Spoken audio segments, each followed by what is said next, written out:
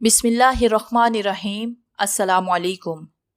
हमारे चैनल कहानी hub official में खुशामदीद। नाजरीन, मैं आज आपके लिए इंतहाई खौफनाक और दिलचस्प कहानी लेकर आई हूँ, लेकिन कहानी शुरू करने से पहले आपसे गुजारिश है कि अगर आपने हमारा चैनल सब्सक्राइब नहीं किया तो आप हमारे इस चैनल को सब्सक्राइब कर लीजिए और बेल आइकन को भी प्रेस कर लें ताकि हर नई आने वाली वीडियो बआसानी आप तक पहुँच सके। नागिन का इंतकाम, एपिसोड नंबर 9। मैं ये शहर छोड़कर जा रहा हूँ, मैं अब यहाँ नहीं रह सकता। शौकत खौफजदा अंदाज से कमरे में नजरें दौड़ाता हुआ बोला। शागी उसके सामने सोफे पर बैठी थी। शौकत पहले होश में आया था, फिर उसने बेहोश शागी को होश दिलाया। अब वो शहर छोड़कर भागने की फिक्र में था। अब पुलिस में रिपोर्ट क्यों नहीं कराते? शागी ने मशवरा दिया। पुलिस इस मामले में मेरी कोई मदद नहीं कर सकती। वो सिर्फ पहरा दे सकती है और कुछ नहीं कर सकती। नहीं, मैं किसी को नहीं बताऊंगा। मैं आज ही पहाड़ पर अपने बंगले पर चला जाऊंगा। आज ही, बल्कि अभी। तुम मेरे साथ चलोगी? नहीं, मैं अपनी बाजी के पास आऊंगी। शागी खौफजदा से खड़ी हो गई। जरूर जाना, मगर अभी नहीं। फिलहाल तुम मेरे साथ पहाड़ पर चलोगी। शौकत ने हवस अंगेज प्यार से सलमा की तरफ देखते हुए कहा। मुझे आपसे खौफ आता है। सलमा और भी खौफजदा हो गई। रात तो आपने मुझे बर्बाद ही कर दिया था। अगर वो सांप आप पर हमला ना कर देता, शायद खुदा ने मेरी हिफाजत के लिए फरिश्ता भिजवाया था। मैं आपके साथ नहीं जाऊंगी। मुझे मेरी बाजी के पास छोड़ आए। मैं बाजी के पास जाऊंगी। सलमा चेहरा ढाम कर रोने लगी। वो बड़ा अच्छा किरदार अदा कर रही थी। शाजी की ऐन मंशा के मुताबिक सांप का जिक्र सुनकर शौकत के रोंगटे खड़े हो गए और वो अपनी सोजिश ज़दा गर्दन पर हाथ फेरने लगा। मैं तुमसे वादा करता हूँ कि अब कोई भी किसी भी किस्म की ज्यादती नहीं करूंगा। इस वक्त मैं इस हालत में नहीं कि तुम्हें तुम्हारी बाजी के पास ले चलूं। मेरे अपने खास दुरुस्त नहीं। चंद दिन तक मेरा जहन इत्तेदाल पर आ जाएगा, तब फौरन तुम्हारी बाजी के पास ले चलूंगा। क्या नाम है तुम्हारी बाजी का? नाज। सभी उन्हें नाजो कहते हैं। सलमा पुरसुकून अंदाज में बोली। बड़ा प्यारा नाम है ये भी। तुम्हारी बाजी भी तुम्हारी तरह खूबसूरत है क्या? शौकत के लबों पर उसकी जुबान चस्का ले रही थी। मेरी बाजी मुझसे भी ज्यादा खूबसूरत है। आप उन्हें देखेंगे तो बस देखते ही रह जाएंगे। अच्छा, ऐसी ही हसीन है वो? और नहीं तो क्या। तो फिर हम जरूर तुम्हारी बाजी के पास चलेंगे, उन्हें देखेंगे और फिर देखते ही रह जाएंगे। अब तो चलोगी ना मेरे साथ? शौकत ने एक बार फिर सलमा को शीशे में उतारते हुए कहा। लेकिन मेरा दिल नहीं मानता शौकत साहिब। रात में आपका भयानक रूप देख चुकी हूँ। यहाँ तो सांप ने मुझे बचाया, लेकिन पहाड़ पर मुझे कौन बचाएगा? वहां तो हर तरफ आपका ही राज होगा। अरे कह जो दिया कि अब कुछ नहीं होगा। तुम्हारी मर्जी के बगैर कोई कदम नहीं उठाऊंगा। मैं तो कुछ दिन सुकून से गुजारना चाहता हूँ और बस। और ये सुकून मुझे पहाड़ी बंगले के सिवा और कहीं न मिलेगा। बस हालात साजगार होते ही तुम्हें तुम्हारी बाजी के पास ले चलूंगा और फिर मुझे खुद भी तुम्हारी बाजी से मिलने की बड़ी आरज़ू है। तुमसे ज्यादा खूबसूरत शय भी क्या शय होगी? सलमा, खुदा के लिए मान जाओ, मुझ पे एतबार करो। अल्लाह कसम अब धोखा नहीं दूंगा। शौकत मिन्नत समाजत करने लगा और शागी खुश हो गई। सिर्फ शौकत को दिखाने के लिए, शौकत अपने बाप को दिखाने के लिए। बेटी और बाप, आशिक और महबूबा। टहरों में सीटें रेजरू कराता हूँ। वो उठकर टेलीफोन की तरफ बढ़ा कि उसे रुक जाना पड़ा। उसे किसी ने पुकारा। साहिब। वो दरवाजे की तरफ पलटा खौफजा अंदाज में, लेकिन दरवाजे पर मुलाजिम को देखकर उसकी जान में जान आई। क्या है? वो मुर्दा लहजे में जिंदगी पैदा करते हुए बोला। मुलाजिम अपनी गर्दन दोनों हाथों से दबा रहा था, जैसे चोट आ गई हो। साहिब, आप ठीक तो है ना? हाँ, क्यों? मैं रात आपकी चीखों की आवाज सुनकर आया। और उसने पूरा फिक्रा दोहराया। शौकत कुछ और ज्यादा खौफजदा हो गया। उसने उसकी तकलीफ की परवाह न करते हुए उसे हुक्म दिया। मेरा सूटकेस तैयार करो, मैं जा रहा हूँ। कहाँ साहिब? कहीं भी, जो कहा है वो करो। वो सख्ती से बोला, लेकिन उसकी आवाज में सख्ती कम और खौफ ज्यादा था। मुलाजिम सर झुकाए बाहर चला गया। जाते जाते वो सोच रहा था कि ये कैसे अमीर लोग हैं, अपनी जान बचाने के लिए शहर से भाग रहे हैं, और मुलाजिम, नौकर, खादिम जो इनकी जान की खातिर रात भर सर्दी में ठठरता रहा, बेहोश पड़ा रहा, इसकी कोई परवाह नहीं। इससे इतना भी नहीं पूछा कि तुम्हें कोई चोट तो नहीं आई, सर्दी में पड़े रहने से कोई तकलीफ तो नहीं हो गई। शौकत फोन करने लगा। वो रिसीवर कान से लगाए खड़ा था कि उसे फिर चौंकना पड़ा। वो लरस कर रह गया। सलाम साहिब। कौन? वो मुड़ा। जी मैं आसिफ हूँ। दरवाजे में खड़े आसिफ ने कहा और सोफे पर बैठी शागी के दिल की धड़कनों में खुशी के तूफान करवटें लेने लगे। اس نے مڑ کر آصف کی طرف دیکھا اور دونوں کی نظریں الجھ کر رہ گئی۔ آصف تو جیسے اسے جانتا ہی نہ تھا۔ آصف، آؤ آؤ، کیسے ہو؟ شوکت مسکراتے ہوئے بولا۔ صاحب میں ٹھیک ہوں، آج کلب میں ایک نئی رقاصہ ڈانس کر رہی ہے، اٹلی کی مشہور رقاصہ روشیا۔ ضرور آئیے گا، میں یہی بتانے آیا تھا، آصف نے کہا اور شاگی مسکرا پڑی۔ آصف کے لبوں پر بھی دھیمی سی انجانی سی مسکراہٹ رینگ گئی۔ وہ شاگی کے صوفے کے قریب آ گیا۔ میں ضرور آؤں گا، ہیلو، شوکت جواب دیتے دیتے فون کی طرف متوجہ ہو گیا۔ شوکت ریزرویشن کروانے لگا اور شاگی نے آصف کو آہستہ سے سرگوشی کے لہجے میں شوکت کے پروگرام کے بارے میں بتایا۔ شوکت فون بند کر کے ان کی طرف پلٹا تو وہ اپنا کام ختم کر چکے تھے۔ میں شام تک لوٹ آؤں گا، بزنس کے سلسلے میں جا رہا ہوں، پروگرام کس وقت ہے؟ اس نے پوچھا۔ جی رات 10 بجے، آصف دل میں اس کے خوبصورت جھوٹ پر مسکراتے ہوئے ادب سے بولا۔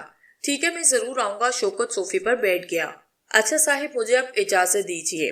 آصف واپس مڑا اور اس کی نظریں پھر شاگی سے ٹکرا گئی، جن میں ایک پیغام تھا۔ اس نے اس پیغام میں محبت کو پڑھا اور ہاتھ ہلاتا ہوا چلا گیا، لیکن وہ تو شاگی کو جانتا ہی نہیں تھا، اسے یہی کہا گیا تھا۔ شوکت نے 2 گھنٹے کے بعد جانے والی کوچ سے 2 سیٹیں بک کرائی۔ تھوڑی دیر کے بعد ملازم اس کا بھاری بھرکم سوٹ کیس لیے اندر داخل ہوا۔ شوکت نے کچھ سوچ کر نجمہ کے چند جوڑے شاگی کے لیے سوٹ کیس میں رکھے۔ اب وہ جلد از جلد یہاں سے نکل جانا چاہتا تھا۔ ابھی بس جانے میں 1 گھنٹہ باقی تھا، لیکن وہ شاگی کو لیے ٹیکسی میں کوچ سٹینڈ پر پہنچ گیا۔ کار اس نے اس لیے نہیں لی کہ کار میں ایک تو وہ اکیلے ہوتے اور تنہائی سے اسے خوف آنے لگا تھا، اور دوسری اس کی کار کو سانپ والا اچھی طرح جانتا تھا۔ پھر شوکت نے کار جمشید اور نجمہ کے لیے چھوڑی۔ بس میں اچھے خاصے لوگ ہوتے اور وہاں وہ سانپ والا اگر آ بھی جاتا تو کوئی حرکت نہ کر سکتا۔ شوکت نے ابھی تک اس کی شکل نہ دیکھی تھی۔ وہ جب بھی اس کے سامنے آیا منہ پر رومال باندھ کر آیا تھا۔ وہ بے چینی سے کوچ کے چلنے کا انتظار کرنے لگا۔ شاگی بھی اس کے ساتھ تھی۔ شاجی نے آصف سے کہا کہ وہ جمشید کی کوٹھی پر جا کر شوکت سے ملے اور اسے باتوں میں لگا کر اس کی ساتھی لڑکی سے پیغام حاصل کرنے کی کوشش کرے۔ شاجی نے اسے بتایا تھا کہ وہ لڑکی دراصل اپنی بھیجی ہوئی ہے، وہ بتا دے گی کہ شوکت اب کیا کرنا چاہتا ہے۔ جب آصف نے واپس آ کر پیغام دیا تو اس کا مطلب ہے کہ ہمیں بھی روانہ ہو جانا چاہیے، شاجی نے تیزی سے کہا۔ بالکل، ہمیں دیر نہیں کرنی چاہیے، آصف نے کہا۔ شامو بھی اٹھ کھڑا ہوا۔ انہوں نے جلدی جلدی ایک چھوٹے سے بیگ میں ضروری چیزیں اور چند جوڑے کپڑے رکھے اور روانہ ہو گئے۔ آصف نے ایک تجویز پیش کی اور وہ سب متفق ہو گئے۔ وہ جمشید کی کوٹھی پہنچے۔ شوکت کی کار وہاں موجود تھی، وہ جا چکے تھے۔ آصف نے ملازم کو ادھر ادھر دیکھا، لیکن وہ نظر نہ آیا، شاید اندر کہیں مصروف تھا۔ اس نے جلدی سے کار کا دروازہ کھولا۔ انگیشن میں چابی موجود تھی۔ شوکت کار میں چابی شاید جمشید کے لیے چھوڑ گیا تھا۔ اس نے کار سٹارٹ کی اور بیک کر کے اسے باہر لے آیا۔ شامو اور شاجی پچھلی سیٹ پر بیٹھ گئے اور کار تیزی سے چکنی سڑک پر پھسلنے لگی۔ شامو کے پوچھنے پر آصف نے کہا کہ شہر میں صرف ایک ہی کوچ سٹینڈ ہے جہاں سے ہل اسٹیشن کے لیے بسیں جاتی ہیں۔ وہ جلد ہی کوچ سٹینڈ پر پہنچ گئے۔ شوکت اور شاگی انہیں دور سے ہی نظر آ گئے۔ شوکت کی نظریں بے چینی سے ادھر ادھر دوڑ رہی تھی، جیسے وہ کسی سے خوف زدہ ہو۔ کوچ مسافروں سے بھری ہوئی تھی۔ شوکت نے 2 سیٹوں والی ایک سیٹ ڈرائیور کے پیچھے سنبھالی، یہی سیٹیں بک ہوئی تھی۔ اس نے نظریں گھما کر پوری کوچ کا جائزہ لیا۔ شاگی اس کے پہلو میں بیٹھی تھی۔ شاگی نے بس میں سوار ہوتے وقت آصف کو کار سے باہر کھڑے اور شامو اور شاجی کو کار کے اندر بیٹھے دیکھ لیا تھا۔ اب وہ ہر خطرے سے بے نیاز تھی۔ شوکت کو بس میں بہت سے نوجوانوں پر اس اوور کوٹ والے سانپ والے کا شبہ ہوا، لیکن دل کسی ایک پر پوری طرح سے جم نہ سکا، جانے یہ ہو جانے وہ ہو۔ 6 گھنٹے کے بعد وہ پہاڑ پر پہنچ گئے۔ وہ کوچ سٹینڈ سے باہر نکلے۔ شوکت کے ہاتھ میں ایک ہینڈ بیگ تھا جس میں اس کے تمام روپیہ تھا۔ وہ اپنا تمام کیش ساتھ لے آیا تھا۔ اس نے اس دن کے واقعے سے خوفزدہ ہو کر روپیہ اپنے ساتھ ہی لے جانے میں عافیت سمجھی تھی۔ وہ بیگ کو کاندھے پر ڈالے ہوئے تھا۔ اس کے پیچھے پیچھے ایک مزدور اس کا بھاری بھرکم اٹیچی اٹھائے ہوئے تھا۔ شاگی اس کے ساتھ چل رہی تھی۔ شوکت چاروں طرف نظریں گھماتا ہوا چل رہا تھا۔ اسے کوئی بھی مشتبہ شخصیت نظر نہ آئی اور سبھی مشکوک بھی لگے۔ اس کا دل شش و پنج میں مبتلا تھا۔ خوف نے پھر اسے اپنے جال میں جکڑ لیا تھا۔ شاگی حیرت اور دلچسپی سے خوبصورت دکانوں، ہوٹلز اور سٹالوں کو دیکھ رہی تھی۔ اسے ہر طرف جمی ہوئی برف اور ہلکی ہلکی پھوار بڑی خوشگوار محسوس ہو رہی تھی۔ شوکت اپنے پیچھے دائیں بائیں دیکھتا ہوا چل رہا تھا، لیکن جب اسے کوئی بھی غیر معمولی احساس نہ ہوا تو وہ کچھ مطمئن ہو گیا۔ وہ چلتے چلتے ایک خوبصورت ہوٹل کے پاس پہنچے۔ اس نے نظریں اٹھا کر ہوٹل کی پیشانی پر چمکتے ہوئے الفاظ کو دہرایا، کوئن ہوٹل۔ ایک پورٹر تیزی سے اس کی طرف بڑھا اور مزدور کے ہاتھ سے اٹیچی لے لیا۔ شوکت نے پرس نکالا اور سبز نوٹوں سے بھرے پرس کے درمیان میں سے ایک چھوٹا سا نوٹ کھینچ کر مزدور کی طرف بڑھا دیا۔ مزدور خوش ہو گیا اور سلام کرتا ہوا چلا گیا۔ وہ پورٹر کے پیچھے ہوٹل کی شاندار عمارت میں داخل ہوئے۔ کاؤنٹر پر اس نے ایک سویٹ بک کیا۔ مسٹر اینڈ مسز شوکت۔ شوکت نے دستخط کیے۔ باپ، خاوند، بیٹی، بیوی۔ وہ پورٹر کے ساتھ لفٹ میں سوار ہو کر اپنے کمرے میں پہنچ گئے۔ بہترین کمرے تھے، ضرورت کی ہر چیز موجود تھی۔ شوکت نے کھڑکی کھولی اور باہر دیکھنے لگا۔ ان کا کمرہ چھٹی منزل پر تھا۔ انہیں لوگ کافی چھوٹے نظر آ رہے تھے، کافی بلندی تھی۔ یہاں سے پہاڑوں تک کا منظر بہت صاف اور خوبصورت نظر آتا تھا۔ وہ ایک طویل سانس لے کر پلٹا۔ شاگی آرام کرنے کا کہہ کر دروازہ کھول کر اپنے کمرے میں چلی گئی اور چٹہنی چڑھا لی۔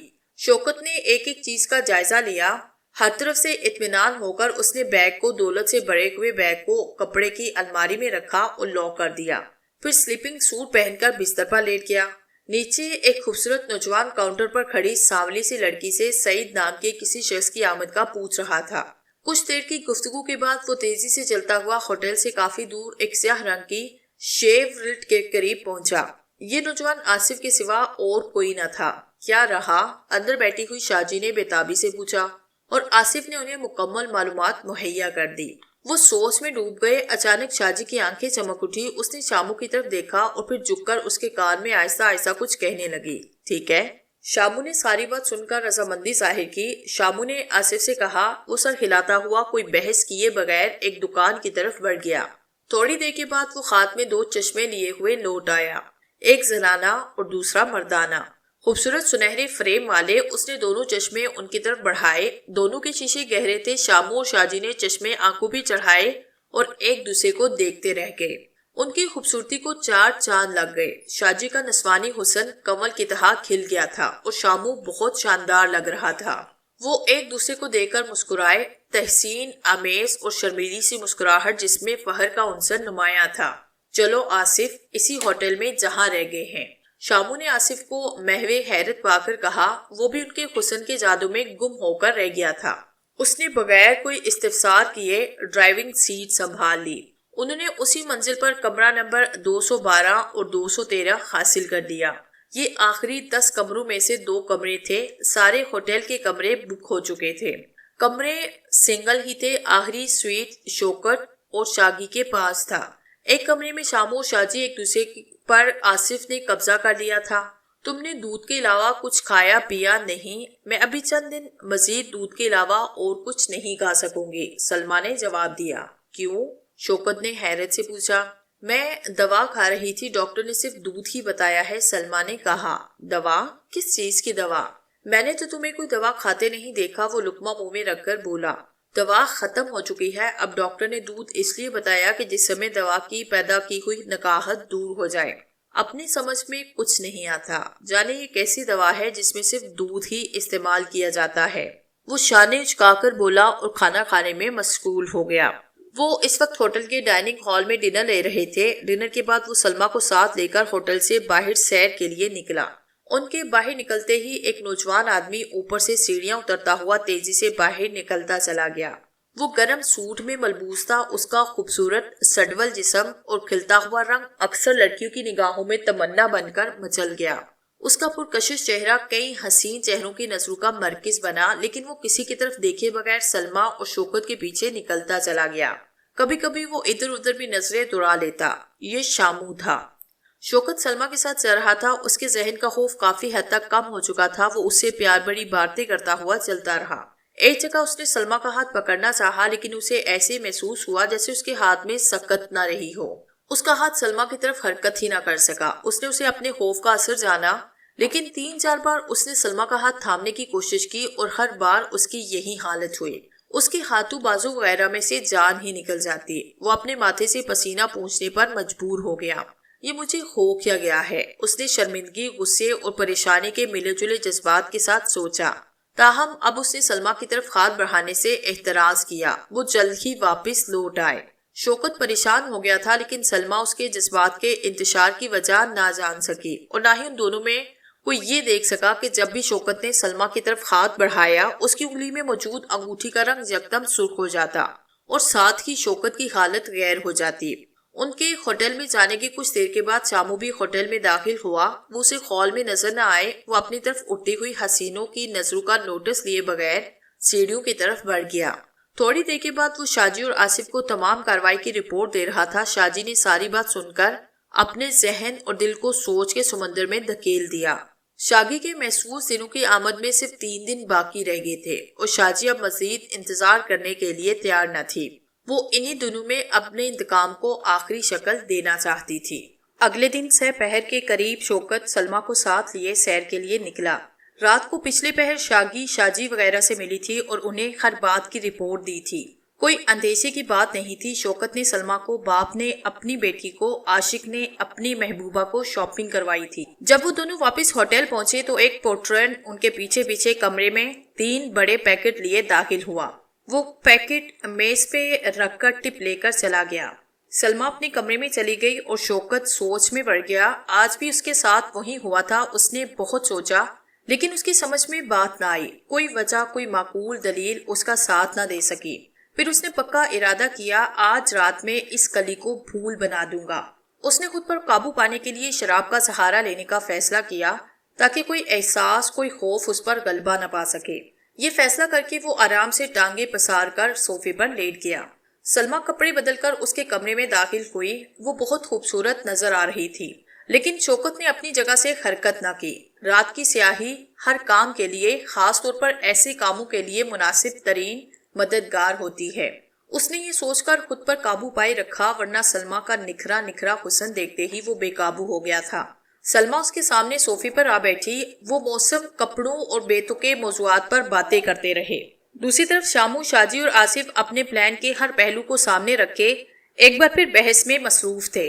ہر طرف سے مطمئن ہو کر انہوں نے سلما کے کمرے میں جانے کا ارادہ کیا، مگر آصف نے انہیں مزید انتظار کرنے کو کہا۔ کیوں؟ شاجی نے حیرت سے پوچھا۔ اس وقت شوکت اس کے پاس ہوگا۔ رات کو جب وہ اپنے کمرے میں اکیلی ہوگی تب ہم اسے اپنے پلان میں وہیں سے شریک کر لیں گے۔ رات کے دوسری پہر وہ بالکل تیار ہو کر سنسان راہداری میں نکل آئے کہ شامو کے جسم میں سنسناہٹ سی دوڑ گئی۔ اس کے قدم رک گئے۔ شاجی نے حیرت سے اس کی طرف دیکھا۔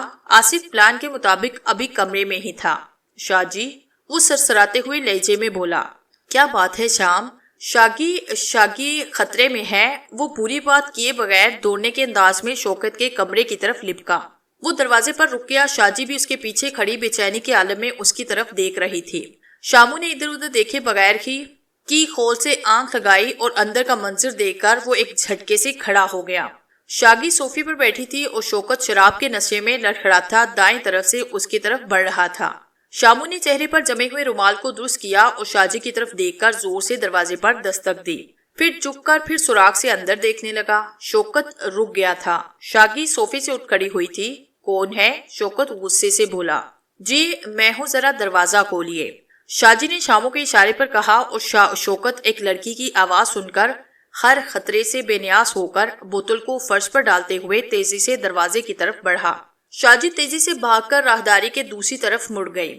شوکت نے جلدی سے دروازہ کھولا اور پھٹی پھٹی آنکھوں سے نقاب پوش کو دیکھتا ہوا لڑکھڑا کر کئی قدم پیچھے ہٹ گیا۔ تم؟ اس کے منہ سے اور کچھ نہ نکل سکا اور نقاب پوش ہاتھ میں کھلا چاقو لیے دروازے سے اندر داخل ہو گیا۔ شوکت خوفزدہ انداز میں پیچھے ہٹنے لگا کہ اس کا پیر بوتل پر آیا۔ وہ پھسلا اور فرش پر الٹ گیا۔ شاگی کے چہرے پر اطمینان ہی اطمینان تھا۔ اچانک کھلے ہوئے دروازے سے سانپ رینگتا ہوا اندر داخل ہوا اور شوکت کے حلق سے چیخ نکلتے نکلتے رہ گئی۔ نقاب پوش نے دروازہ بند کیا اور شوکت کے چہرے کی زردی میں کچھ اور اضافہ ہو گیا۔ تم آخر مجھ سے چاہتے کیا ہو؟ وہ اپنی پوری قوت جمع کر کے چیخ پڑا۔ اس کی آنکھوں میں آنسو چھلک پڑے۔ جواب میں نقاب پوش کا کھنکھناتا ہوا کہا گونج اٹھا۔ بزدل، وہ زہریلے لہجے میں آہستہ سے بولا۔ اس دوران سانپ شوکت کے قریب پہنچ کر کنڈلی مار کر بیٹھ گیا۔ شوکت کا سانس چڑھنے لگا، چہرہ پسینے میں تر ہو گیا اور پلکوں سے کئی قطرے اس کے گالوں پر پھسل پڑے۔ شاگی بڑے اطمینان کے ساتھ صوفے پر بیٹھی تھی۔ نقاب پوش نے شوکت کو اٹھنے کا اشارہ کیا۔ وہ لڑستا ہوا کھڑا ہو گیا۔ اب وہ بڑے خوفزدہ انداز میں کبھی نقاب پوش اور کبھی سانپ کی طرف دیکھ رہا تھا۔ ایسے محسوس ہو رہا تھا جیسے موقع ملتے ہی بھاگ نکلے گا۔ نقاب پوش نے کمرے میں ادھر ادھر نگاہیں دوڑائی لیکن شاید اسے اپنی مطلوبہ شے نظر نہ آئی۔ وہ شوکت کی طرف مڑا۔ چابیاں؟ اس نے ہاتھ پھیلا کر آہستہ سے کہا۔ شوکت جلدی سے اپنے بستر کی طرف بڑھا۔ ٹھہرو۔ نقاب پوش کی سخت آواز سن کر وہ ٹھٹک کر رک گیا اور مڑ کر اس کی طرف دیکھنے لگا۔ نقاب پوش اس کی طرف بڑی زہریلی نظروں سے دیکھتا ہوا اس کے بستر کی طرف بڑھا اور سائڈ پر کھڑے ہو کر تکیہ الٹ دیا اور بڑے تمسخرانہ انداز میں شوکت کی طرف دیکھنے لگا۔ تکیے کی نیچے چابیوں کے گچھے کے ساتھ بھرا ہوا پسٹل پڑا تھا۔ نقاب پوش نے پسٹل اٹھا کر جیب میں ڈالا اور چابیاں ہاتھ میں لے کر بستر سے پرے ہو گیا۔ اس نے چاقو سے اشارہ کرتے ہوئے شوکت کو صوفوں کی جانب جانے کو کہا۔ وہ الٹے پاؤں چلتا ہوا صوفوں تک پہنچا اور پھر ایک صوفے پر گر کر ہانپنے لگا۔ اس کی خوفزدہ نظریں سانپ پر جمی تھی جو اس کے سامنے کنڈلی مارے بیٹھا پھن لہرا رہا تھا۔ نقاب پوش الماری کی طرف بڑھا لیکن الماری پہلے ہی کھلی ہوئی تھی۔ اس نے الماری کے دونوں پٹ کھولے۔ اسے نچلے خانے میں اپنی مطلوبہ شے نظر آئی۔ اس نے جھک کر سیاہ بیگ اٹھایا۔ شوکت ٹکٹکی باندھ کر اس کی طرف دیکھنے لگا۔ اس کی آنکھوں میں ترخم آمیز آثار جھلکنے لگے۔ نقاب پوش بیگ لے کر شوکت کے قریب آیا اور فرش پر بیٹھی سانپ نے پھنکار ماری۔ شوکت اپنی دولت کو خطرے میں دیکھ کر بے بسی سے ہونٹ کاٹنے لگا۔ نقاب پوش نے چابی لگا کر بیگ کھولا اور بیگ کو فرش پہ الٹا۔ فرش پر نوٹوں کی گڈیاں پھیل گئی۔ شوکت نے خوفزدہ انداز میں خشک ہونٹوں پر زبان پھیری اور خلق کو تر کر کے تھوک نکل کر رہ گیا۔ فرش پر لاکھوں روپے پڑے تھے۔ نقاب پوش نے ایک نظر سام کی طرف دیکھا پھر جیب میں ہاتھ ڈالا۔ شوکت کا رہا سہا رنگ بھی فک ہو گیا۔ وہ سمجھا کہ نقاب پوش اسے شوٹ کرنے جا رہا ہے، لیکن جب اس کا ہاتھ باہر آیا تو اسے حیرت کے ساتھ ساتھ دل کی دھڑکن بھی رکتی محسوس ہوئی۔ نقاب پوش نے ماچس اس کی طرف بڑھائی اور وہ تقریباً روتے ہوئے اس کی طرف دیکھنے لگا۔ اس کا دل پھٹ گیا۔ وہ نقاب پوش کا اشارہ سمجھ گیا تھا۔ اسے اپنے ہاتھوں اپنی عیاشیوں کے سہارے اپنی عمر بھر کی کمائی اور اپنے مستقبل کی روشنی کو آگ دکھانا دی۔ نقاب پوش اس کی دگرگوں حالت سے ذرا بھر متاثر نہ ہوتے ہوئے ماچس والے ہاتھ کو ہلکا سا جھٹکا دیا جیسے کہہ رہا ہو پکڑو۔ اس نے ایک بار پھر بھیک مانگنے والے انداز میں نقاب پوش کی طرف دیکھا لیکن جواب نے نقاب پوش نے سام کی طرف دیکھا اور اس کا یہ خربہ کامیاب رہا۔ شوکت نے کانپتے ہاتھوں کے ساتھ ماچس تھامی اور اس کا جسم یوں کانپ رہا تھا جیسے اسے ریشہ ہو گیا ہو۔ اس نے نقاب پوش کا اشارہ پا کر ماچس کی تیلی نکالی اور ایک بار پھر پر امید نظروں سے نقاب پوش کی طرف دیکھا لیکن اس نے سر کی ہلکی سی جنبش سے اسے آگ لگانے کو کہا۔ اس کے ہونٹوں کے گوشے کانپنے لگے، آنکھیں آنسو سے لربریز ہو گئی، دل کٹ کر رہ گیا، سارا جسم لرزنے لگا۔ اس نے ماچس پر تیلی کو رگڑا، شعلہ سا بھڑکا اور اس نے نقاب پوش کی طرف دیکھا۔ وہ بڑے غور سے اسی کی طرف دیکھ رہا تھا۔ اسے اپنی طرف دیکھتا پا کر اس کا ہاتھ کانپا، اس کے ہاتھ سے تیلی گر پڑی اور فرش پر گر کر بجھ گئی۔ نقاب پوش نے اسے غضب سے دیکھا اور وہ کام کر رہ گیا۔ اسی لمحے سانپ بھی پھنکارا۔ اس نے جلدی سے دوسری تیلی نکالی اور سانپ کی طرف دیکھتے ہوئے جو اب اس کی طرف رینگنے لگا تھا جلدی سے جلتی تیلی کانپتے ہاتھوں سے نوٹوں کے ڈھیر پر پھینک دی۔ سانپ رک گیا۔ تھوڑی دیر کے بعد نوٹوں نے آگ پکڑ لی۔ شوکت یکٹک اپنی دولت کو جلتے ہوئے دیکھ رہا تھا۔ اس کی زندگی ختم ہو رہی تھی، آگ کے شعلے لمحہ بہ لمحہ بلند ہو رہے تھے اور شوکت کی حالت خراب ہوتی جا رہی تھی۔ پھر شعلے اپنی حدت اپنا حجم گھٹانے لگے، آخر وہاں نوٹوں کی راکھ کا ڈھیر رہ گیا۔ شوکت کی آنکھیں بند ہونے لگی، اسے غشی آ گئی، وہ زمین پر لڑک گیا۔ نقاب پوش جلدی سے اس کی طرف بڑھا، جھک کر اسے سیدھا کر کے اس کے دل کی دھڑکن سننے لگا۔ دھڑکن چل رہی تھی، سانس بہت ہلکا ہو گیا تھا اور ہاتھ پاؤں ٹھنڈے پڑ گئے تھے۔ ابھی زندہ ہے، وہ ناگن کی جانب دیکھ کر آہستہ سے بولا۔ شامو نے شاگی کو اپنے ساتھ آنے کا اشارہ کیا اور کمرے سے باہر نکل گیا۔ دروازہ اس نے کھلا چھوڑا تھا۔ وہ سیڑھیاں طے کر کے نیچے ہال میں آئے۔ سارے ہوٹل میں سناٹا تھا، ہال کے تمام کمروں میں اندھیرا تھا۔ وہ شاگی کو ساتھ لیے ہوٹل کے دروازے کی طرف بڑھ گیا۔ اندر کاؤنٹر پر ریسیپشن اور باہر دروازے پر دربان بے خبر سو رہا تھا۔ وہ خاموشی سے باہر نکل گئے۔ کیا رہا؟ ایک طرف سے آصف نکل کر ان کے سامنے آیا۔ ٹھیک ہے، آؤ تم۔ اور وہ دونوں اندھیرے میں کھڑی کار کی طرف بڑھ گئے۔ کار ہوٹل کی دیوار کے ساتھ کھڑی تھی۔ شامو دوبارہ ہوٹل میں چلا گیا۔ آصف اور شاگی کار میں بیٹھ گئے اور شامو جب کمرے میں پہنچا تو شوکت اسی طرح بے ہوش پڑا تھا۔ اس کے سامنے فرش پر ناگن اسی طرح کنڈلی مارے بیٹھی تھی۔ شامو نے شوکت کے بے ہوش جسم کو اٹھایا اور کندھے پہ ڈال لیا۔ ناگن اپنی اصل حالت میں آنے کے لیے پر تول رہی تھی۔ تھوڑی دیر کے بعد شامو کندھے پر شوکت کو لیے ہوٹل سے باہر نکلا۔ شاجی شامو کے ساتھ تھی۔ وہ باہر نکلے۔ آصف کار سے نکلا اور انہوں نے شوکت کے بے ہوش جسم کو پچھلی سیٹ پر ڈالا۔ اس کے بعد شامو بیٹھ گیا اور ساتھ ہی شاجی بھی۔ آصف کار ڈرائیو کرنے لگا۔ شاگی اس کے ساتھ بیٹھی تھی۔ کار نے یو ٹرن لیا۔ اس کی ہیڈ لائٹس جگمگا اٹھی۔ دوسرے ہی لمحے وہ گولی کسی تیزی سے سیدھی دورتی چلی گئی۔ صبح ہو چکی تھی۔ ہلکی ہلکی دھوپ سفید سفید برف پر عجیب سا سما پیدا کر رہی تھی۔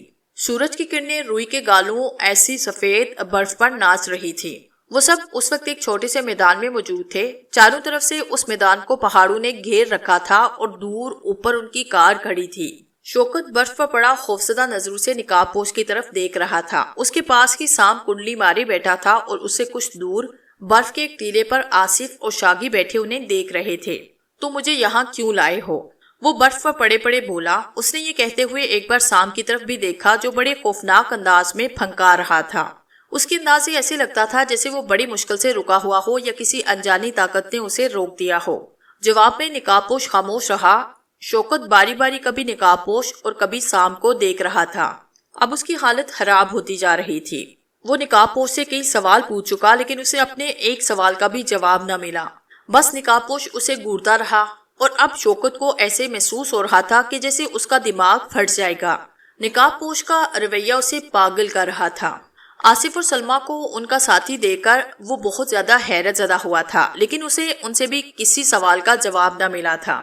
وہ صرف سلیپنگ سوٹ میں ملبوس تھا۔ برف کی ٹھنڈک اس کے خون کو رگوں کو منجمد کر رہی تھی۔ اس کے پٹھے اکڑ گئے تھے، خاص طور پر پشت بالکل سن ہو کر رہ گئی تھی۔ اس کے چہرے پر تکلیف کے آثار ابھر آئے۔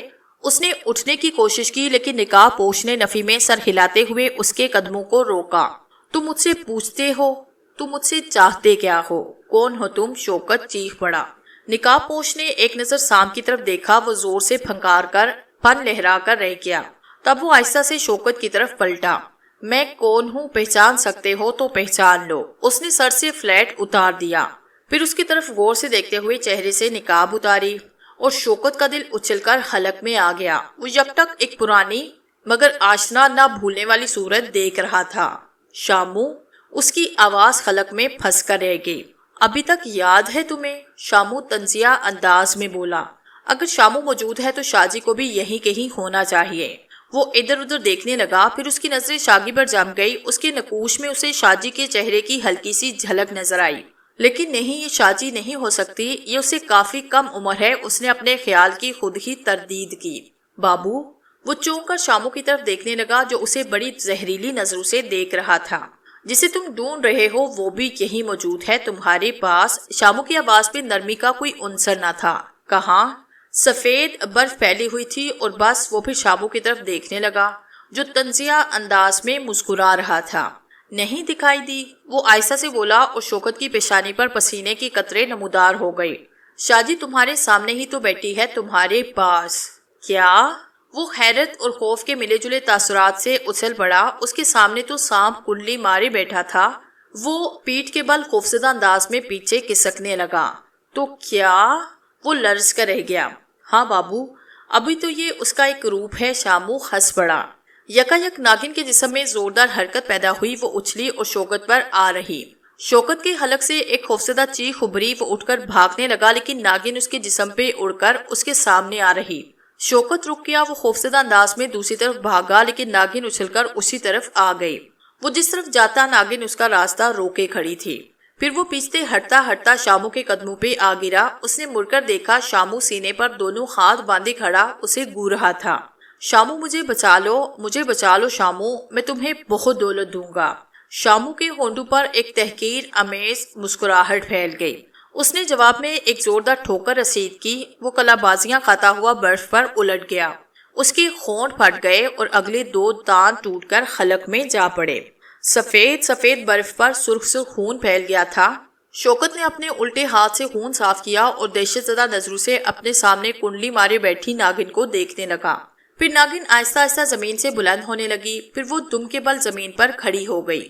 ایک زوردار پھنکار گونجی اور شوکت خوف سے لرز کر پیچھے ہٹ گیا۔ پھنکار سے ایک خوفناک آواز اسے صاف سنائی دی۔ ایک لمحے کے لیے اس کی نظروں کے سامنے دھند سی آ گئی اور وہ حیرت سے پھٹی آنکھوں سے سامنے دیکھنے لگا۔ اس کے سامنے زندہ قہر و غضب کی مورت شاجی کھڑی تھی۔ شاجی؟ وہ دہشت کھا گیا اور برف کے فرش پر لڑک گیا۔ بابو تو ابھی مر نہیں سکتا، تو کبھی نہیں مر سکے گا بابو، شاہ جی نفرت سے دانت بیچ کر گرائی۔ اس نے شامو کی طرف دیکھا، وہ تیزی سے آگے بڑھا اور شوکت کو بالوں سے پکڑ کر کھڑا کیا۔ اس نے اس کے بالوں کو 3-4 بار زوردار جھٹکے دیے اور شوکت کراہتا ہوا ہوش میں آیا۔ اس نے اسے چھوڑا، وہ گھٹنوں کے بل زمین پر گرا۔ شامو ایک طرف ہو کر پھر لاپرواہی سے کھڑا ہو گیا۔ شاہ جی اسے زہریلی نظروں سے گور رہی تھی۔ بابو میں اپنا وعدہ پورا کرنے آ گئی ہوں، وہ ہونہار لہجے میں بولی۔ شاہ جی ایک لمحے کے لیے شوکت کی نظروں میں ماضی کی فلم کی کسی طرح لہرا گئی۔ وہ لرز کر رہ گیا۔ مجھے معاف کر دو شاہ جی، معاف کر دوں؟ اس پر پھر ہنسی کا دورہ پڑ گیا۔ اس کی آنکھوں میں پانی آ گیا۔ اس نے آنکھیں صاف کی اور دیوانوں کی طرح ہنستے ہوئے اس نے شوکت کی طرف دیکھا۔ شاہ جی مجھے جان سے مت مارو، مجھے معاف کر دو۔ وہ آگے بڑھ کر اس کے قدموں سے لپٹ گیا۔ ایک لمحے کے لیے شاہ جی ڈگمگا گئی، مگر دوسرے ہی لمحے اس کے دل و دماغ کے ہر قسم کے رحم کے جذبات مٹ گئے۔ انتقام کے جذبے نے ہر احساس کو دبا دیا اور شوکت زمین پر لڑک گیا۔ شاہ جی کی ٹھوکر کچھ ایسی ہی زوردار تھی۔ نہیں، وہ چیخ پڑا، مجھے جان سے مت مارو۔ وہ ہاتھ اٹھا کر چیخا، ٹھیک ہے میں تمہیں جان سے نہیں ماروں گی، لیکن اپنا انتقام ضرور لوں گی، اپنا وعدہ ضرور پورا کروں گی۔ شاہ جی گردن تان کر بولی۔ نہیں، وہ پھر چیخا۔ شاہ جی اس کی طرف بڑھی۔ بابو میں نے تیری خواہش کا احترام کیا، تجھے بھی میری آگ کو ٹھنڈا کرنے میں مدد کرنی چاہیے۔ میں تیرا شوہر ہوں شاہ جی، وہ روتے ہوئے بولا۔ شوہر؟ اس نے حقارت سے زمین پہ تھوکا۔ نہیں بابو، تو مجھے اپنی بیوی ہونے کے حق سے محروم کر چکا ہے۔ شاہ جی، وہ گڑگڑایا۔ ہاں بابو، میرے پیٹ میں تیرا بچہ تھا، لیکن تو نے مجھے ٹھوکریں ماری اور گھر سے نکال دیا۔ یاد کرو بابو، تو نے مجھے اپنی بیوی ماننے سے انکار کیا تھا۔ تو نے میرے سامنے مجھے دکھ، تکلیف، غم دینے کے لیے، میرا دل جلانے کے لیے اپنی عیاشیوں کی خاطر لڑکیوں سے رنگ رلیاں منائی۔ میں خاموش رہی۔ وہ گرجنے لگی۔ تو مجھے ہر روز پیٹتا تھا، میں نے اف تک نہ کی۔ تو مجھ سے نوکروں سے بدتر سلوک کرتا رہا، میں سہتی رہی۔ تو مجھ پر ظلم کرتا رہا، میں تیری راہوں میں آنکھیں بچھاتی رہی۔ شاہ جی رحم کر، رحم۔ وہ ہاتھ چھوڑ کر گڑگڑایا۔ رحم اور تجھ پر؟ وہ نفرت سے بولی۔ میں تجھ سے وعدہ کر چکی ہوں بابو، تجھے جان سے نہیں ماروں گی، پھر تو کیوں گھبراتا ہے؟ شاہ جی رک گئی۔ اس نے مڑ کر شامو کی طرف دیکھا اور شامو نے شاگی کی طرف دیکھا۔ او ہاں بابو، شاہ جی کو جیسے کچھ یاد آ گیا۔ میں تو بھول ہی گئی تھی، ادھر آ شاگی۔ اس نے شاگی کو بلایا اور اٹھ کر اس کی طرف آ گئی۔ آصف ویران نظروں سے سب کچھ دیکھ رہا تھا۔ شاگی، یہ تو شوکت ہکلایا۔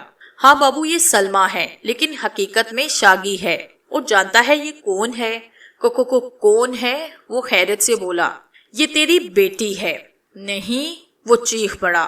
ہاں بابو ہاں، میرے پیٹ میں یہ جو تیرا بچہ تھا وہ شاگی کے روپ میں تیرے سامنے ہے، لیکن 2 سال میں؟ ہاں، یہ بات ضرور تجھے بے یقینی میں مبتلا کر سکتی ہے، لیکن میں تجھے اس کا ثبوت دوں گی۔ اسی وقت آسمان پر چمکتا ہوا سورج بادلوں کی اوٹ میں چلا گیا۔ ہر طرف ایک پر اسرار سی فضا قائم ہو گئی۔ بادل گھر آئے، یوں لگتا جیسے ابھی بارش ہونے لگے گی۔ بادل گرجنے لگے، بجلی چمکنے لگی، ہوا رک گئی اور فضا میں پر اسراریت بھرنے لگی۔ شاہ جی نظریں اٹھا کر چند لمحے تک آسمان کو دیکھتی رہی۔ شاگی اور شامو بھی ادھر دیکھ رہے تھے۔ شوکت ان کو دیکھ رہا تھا، پھر ان کے چہروں پر جوش کے آثار پھیل گئے۔ دیوتا! ان کے ہونٹوں سے سرسراتی ہوئی آواز نکلی۔ اسی وقت بادل زور سے گرجے، بجلی اور زور سے چمکی اور فضا میں ایک لہراتے ہوئی شام کی شبیہ بنتی چلی گئی۔ دوسرے ہی لمحے شبیہ مٹ گئی۔ شوکت بت بن کر رہ گیا۔ آصف اسی حالت میں بیٹھا تھا۔ دوسری اور تیسری مرتبہ پھر بادل پوری طاقت سے گرجے اور فضا ایک بہت بڑے لہراتے ہوئے شام کی طرح بناتی چلی گئی۔ وہ تینوں سجدے میں گر گئے۔ شوکت بالکل ساکت ہاتھ جوڑے بیٹھا تھا۔ آصف کی حالت میں کوئی تبدیلی نہ آئی تھی۔ اچانک فضا میں بدروحوں کی سی چیخیں گونج اٹھی۔ فضا میں بار بار دیوتا کی شبیہ بننے اور مٹنے لگی۔ بدروحوں کی چیختی آوازوں میں تیزی آتی چلی گئی۔ شوکت کو سکتہ ہو گیا تھا، تبھی فضا ایک خوفناک، تھرتھراتی اور عجیب سی آواز سے گونج اٹھی۔ شاہ جی، شامو، شاگی، میرے پجاریوں، دیوتا! وہ تینوں سر اٹھا کر بولے اور ان کی نظریں سامنے جم گئی۔ میرے بچوں! دیوتا کی آواز آئی۔ وقت آ گیا ہے شاہ جی، حکم دیتا۔ پہلے اس درندے کو اس کی بچی دکھا دے شاہ جی، دیوتا کی غضبناک آواز آئی۔ دیوتا! شاہ جی سر اٹھا کر بولی۔ ادھر شوکت کو بھی ہوش آیا۔ اسے سامنے چمکتی ہوئی دیوتا کی شبیہ صاف لہراتی نظر آ رہی تھی۔ شاگی کو آگے بھیج دے۔ اور شاہ جی نے شاگی کو آگے دھکیل دیا۔ دوسرے ہی لمحے دیوتا کی شبیہ سے زوردار روشن لہر خارج ہوئی اور اڑتی ہوئی شاگی پر آ پڑی۔ سب کی آنکھیں حیران ہو گئی، بند ہو گئی، اور جب انہوں نے آنکھیں کھولی تو شاگی کی جگہ 2 سال کی بچی برف پر پڑی ہاتھ پاؤں مار رہی تھی۔ شاگی نے آگے بڑھ کر اسے اٹھایا اور شوکت کے پاس لے آئی۔ لے بابو، دیکھ لے، یہ تیری بچی ہے۔ اب تو تجھے یقین آ گیا کہ یہ سب دیوتا کا کرشمہ تھا۔ میری بچی؟ لیکن اس کا کیا ثبوت ہے کہ یہ میری ہی بچی ہے؟ بابو، وہ چیخ پڑی۔ اس کا چہرہ لال ببوکا ہو گیا، آنکھوں میں آنسو چھلک آئے۔ تو کتا ہے بابو، ذلیل ہے، کمینہ ہے، وہ اس پر تھوکتی ہوئی بولی۔ یہ تیری ہی بچی ہے بابو، جس سے تو آج تک دست درازی کرتا رہا۔ اس کا غصہ بڑھتا رہا اور شوکت کے رہے سہے اوسان بھی خطا ہو گئے۔ شاہ جی، میں تو… وہ کچھ بھی نہ کہہ سکا اور خوفزدگی کے عالم میں تھوک نگل کر رہ گیا۔ بابو، تو نے اس بات کا ثبوت مانگا کہ یہ بچی تیری ہے۔ اس بات کا سب سے بڑا ثبوت یہ ہے کہ تو بے غیرت اسے پہچان نہ سکا۔ تیرے خون نے اسے دیکھ کر جوش نہ مارا، تو اسے بری نیت سے دیکھتا رہا، برے ارادے سے اس کی طرف بڑھتا رہا، لیکن تو ایک بار بھی نہ کانپا، ایک بار بھی تیرے دل میں تڑپ پیدا نہ ہوئی۔ مجھے اجازت دے دیوتا۔ وہ پلٹ کر دیوتا کی طرف رخ کر کے بولی۔ اجازت ہے میری بچی؟ دیوتا، میں اس سے وعدہ کر چکی ہوں کہ اسے جان سے نہیں ماروں گی۔ ٹھیک ہے شاہ جی، یہ مرے گا نہیں لیکن زندوں میں بھی نہیں رہے گا، دیوتا نے کہا۔ شوکت نے خوفزدہ نظروں سے ادھر ادھر دیکھا۔ اس سے کچھ ہی فاصلے پر شاہ جی کھڑی اسے قہر آلود نظروں سے دیکھ رہی تھی۔ اس نے شاگی کو پھر اسی جگہ ڈالا جہاں سے اٹھایا تھا۔ دیوتا کی کڑکتی ہوئی بڑکی لہر آئی اور شاگی پھر اپنے اصل روپ میں آ گئی۔ اب وہ پھر 18 سال کی دوشیزہ تھی۔ شوکت خوفزدہ نظروں سے یہ سب دیکھ رہا تھا۔ شاہ جی کی آواز آئی اور وہ تیزی سے چلتی ہوئی اس کے قریب آئی۔ اسے جانتی ہو یہ کون ہے؟ یہ شوکت ہے جو میری عزت کے در پہ تھا ماں۔ وہ نظریں جھکا کر نفرت سے بولی۔ نہیں شاگی، یہ تیرا باپ ہے۔ کیا؟ شاگی کی آنکھیں حیرت سے پھٹ گئی۔ ہاں شاگی، یہ تیرا باپ ہے۔ باپ اپنی بیٹی کی عصمت لوٹنا چاہتا تھا؟ شاہ جی کہا لگا کر بولی۔ نہیں، یہ میرا باپ نہیں ہو سکتا، یہ شرابی عیاش۔ وہ منہ چھپا کر بھاگتی ہوئی شاموں کے پاس چلی گئی۔ اس نے اسے سینے سے لگایا اور شاگی ہچکیاں لے کر رونے لگی۔ اب کیا دیر ہے شاہ جی؟ دیوتا کی آواز آئی۔ جو حکم دیوتا، شاہ جی نے کہا اور قدم قدم شوکت کی طرف بڑھنے لگے۔ شوکت حسیاتی انداز میں نہیں نہیں چیختا ہوا پیچھے ہٹنے لگا۔ شاہ جی برف کے فرش پر دوزانوں بیٹھ گئی۔ اس نے ایک زوردار نعرہ لگایا، شگاما، اور دوسرے ہی لمحے وہ ناگن کے روپ میں ڈھلنا شروع ہو گئی۔ شوکت چیختا ہوا بھاگا، لیکن شاہ جی ناگن، اس کی تیز رفتار، اس کا وہ مقابلہ نہ کر سکا۔ دوسرے ہی لمحے اس کے آگے وہ موجود تھی۔ شوکت بھاگ کر جس طرف جاتا ناگن کو اپنے سامنے پاتا۔ نہیں نہیں، وہ دونوں آنکھوں پر ہاتھ رکھ کر پوری قوت سے چیخا اور اسی وقت ناگن اڑتی ہوئی اس پر آئی۔ ایک تیز چیخ شوکت کے حلق سے آزاد ہوئی۔ ناگن نے اس کے ماتھے پہ ڈسا، وہ دونوں ہاتھوں سے پیشانی تھامے دم سے زمین پر گرا۔ اب اس کے حلق سے کوئی آواز نہ نکلی۔ اس کا جسم ایک بار اکڑا، وہ ہاتھ پاؤں مار رہا تھا، زمین سے کئی فٹ اوپر اچھل رہا تھا۔ اس کے ناک اور منہ سے خون جاری تھا۔ وہ تڑپتا رہا، بے آواز چیختا رہا، اور پھر شاگی اور شامو نے وہاں ایک عجیب شے کو دیکھا۔ شوکت کی جگہ وہاں ایک کریحہ شے موجود تھی۔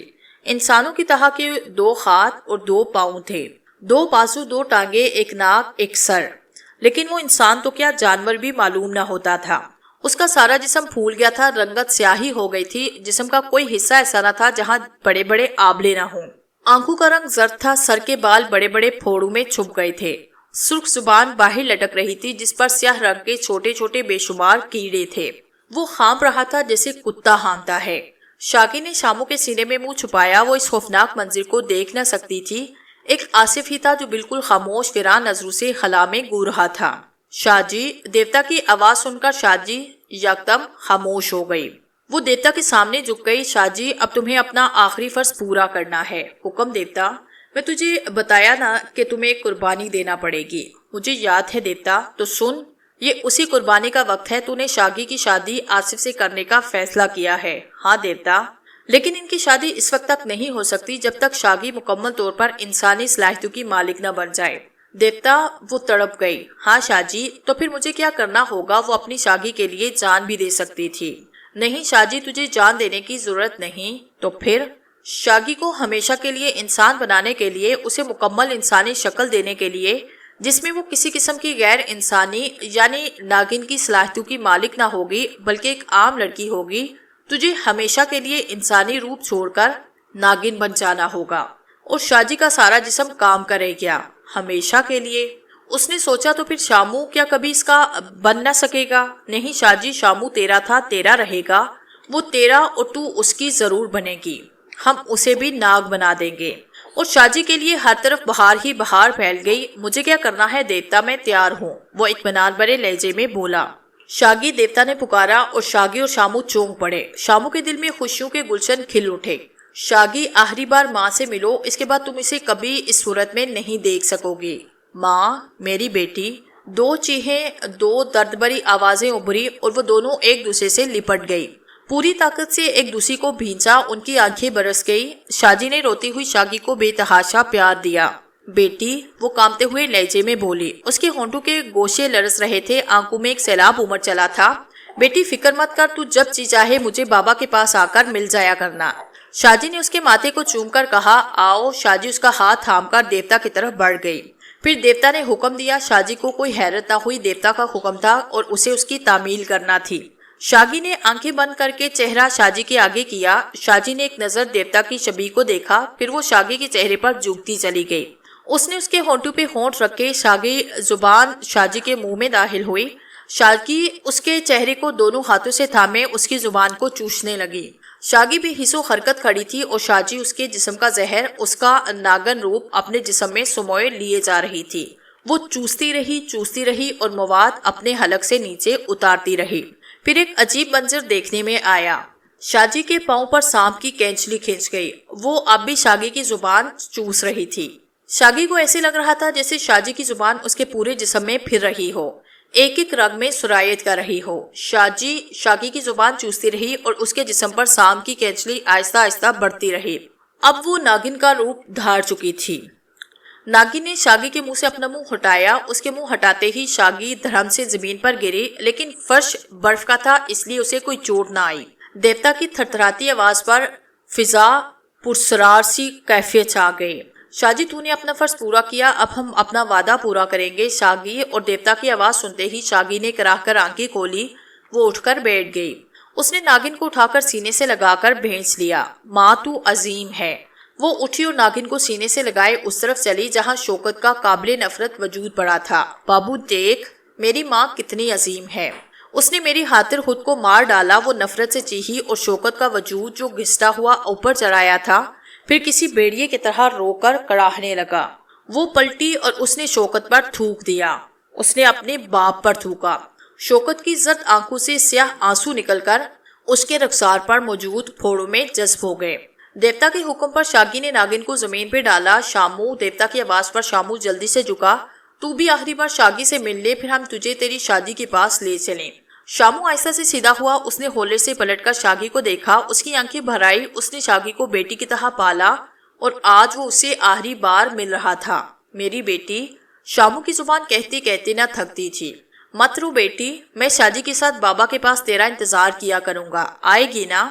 اس نے اس کا چہرہ دونوں ہاتھوں میں تھام کر کہا اور شاگی چچا کہتے ہوئے اس سے بچوں کی طرح چمٹ گئی۔ پھر شامو نے اسے خود سے الگ کیا اور اس کی آنکھیں پونچھی، اسے پیشانی پر آخری بار پیار کیا، پھر وہ الگ ہو گئے۔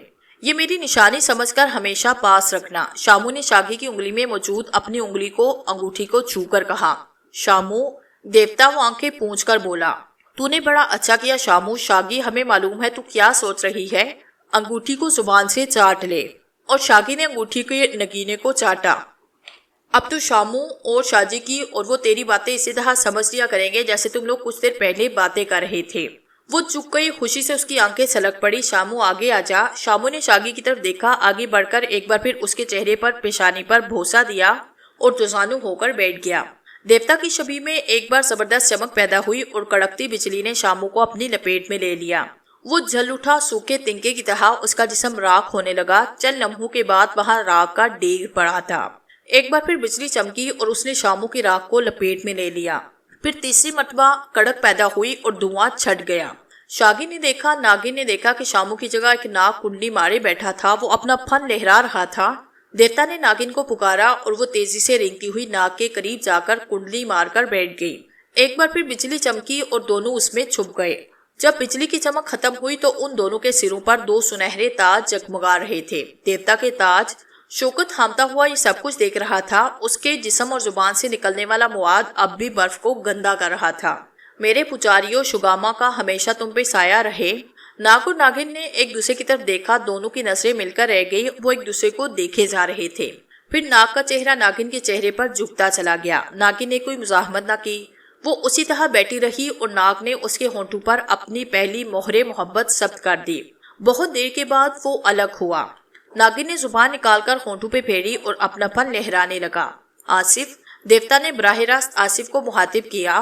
ہم جا رہے ہیں۔ آج سے شاجی تیری شریک زندگی ہے، تیری بیوی ہے۔ تو ساری زندگی سے وفا کرے گا اور شاگی تو بھی اسے وعدہ وفا کرے گی۔ تم دونوں ایک دوسرے کے پن بن کر رہو گے۔ آصف تو شہر جا کر شاگی سے شادی کر لے گا۔ ابھی وہ تیری منگیتر ہے۔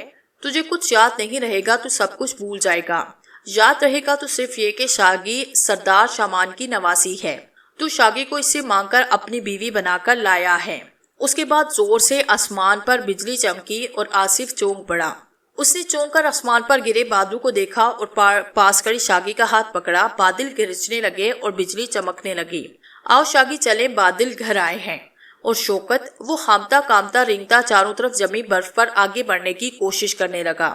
فضا میں سے دیوتا کی شبیہ غائب ہوئی۔ ایک زوردار کڑک پیدا ہوئی اور اس نے ناگ اور ناگن کو اپنی لپیٹ میں لیا۔